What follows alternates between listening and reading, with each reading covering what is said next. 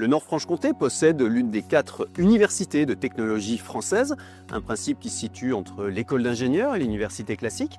L'UTBM est née à Sévenant, entre Belfort et Montbéliard, il y a près de 30 ans, grâce à une volonté politique forte.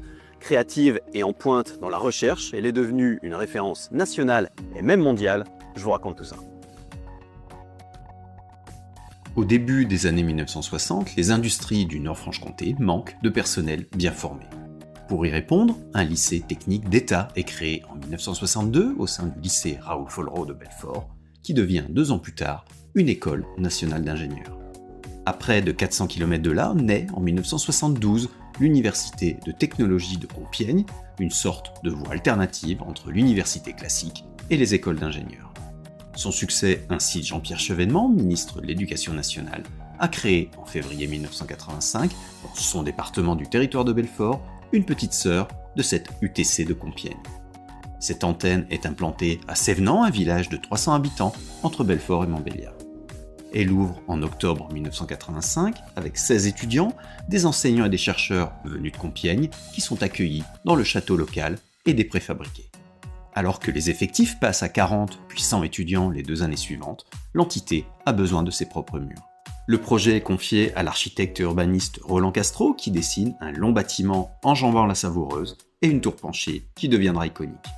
La première pierre est posée le 31 mars 1987 par le président de la République, François Mitterrand, et l'inauguration a lieu 19 mois plus tard. L'établissement, qui compte 3 laboratoires de recherche, devient l'Institut Polytechnique de Sévenant en 1991. Cet IPC ne peut prétendre au statut d'université en raison d'un nombre insuffisant d'étudiants et de recherche. Un problème résolu quand Jean-Pierre Chevènement, devenu ministre de l'Intérieur, convainc son homologue de l'Éducation nationale des bienfaits d'une fusion avec l'ENI de Belfort. L'annonce de Claude Allègre intervient à la surprise générale en 1997 lors de l'inauguration de bâtiments à Sévenant.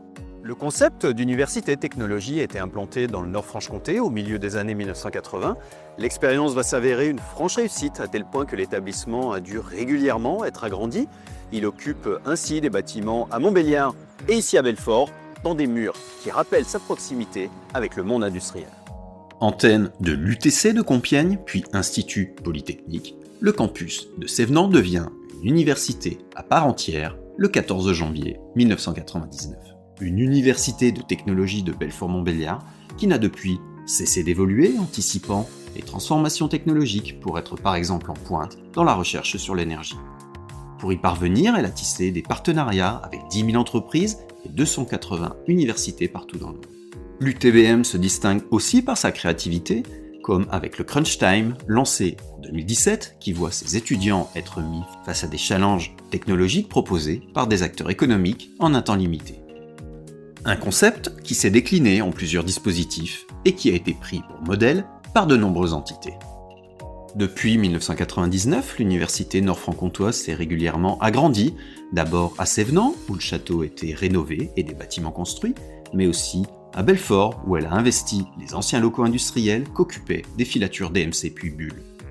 À Montbéliard, l'UTBM a intégré le campus des Portes du Jura en 2011, après avoir été implanté dans les locaux numériques. Cela permet à 400 enseignants, enseignants-chercheurs et personnels administratifs d'encadrer environ 3000 étudiants, dont 20% sont internationaux.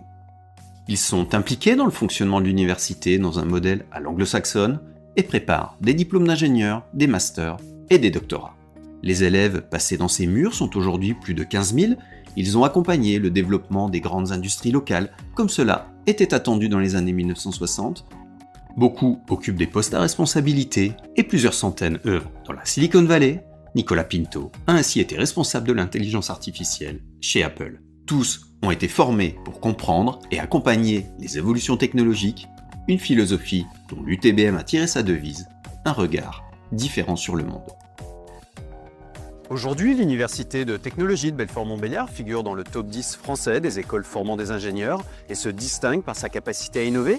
Son succès illustre le caractère d'un Nord-Franche-Comté qui s'est souvent distingué dans le domaine de l'industrie. Mais ça, ce sont d'autres histoires que nous aurons explorées. Abonnez-vous pour découvrir d'autres lieux, personnes et événements du Nord-Franche-Comté.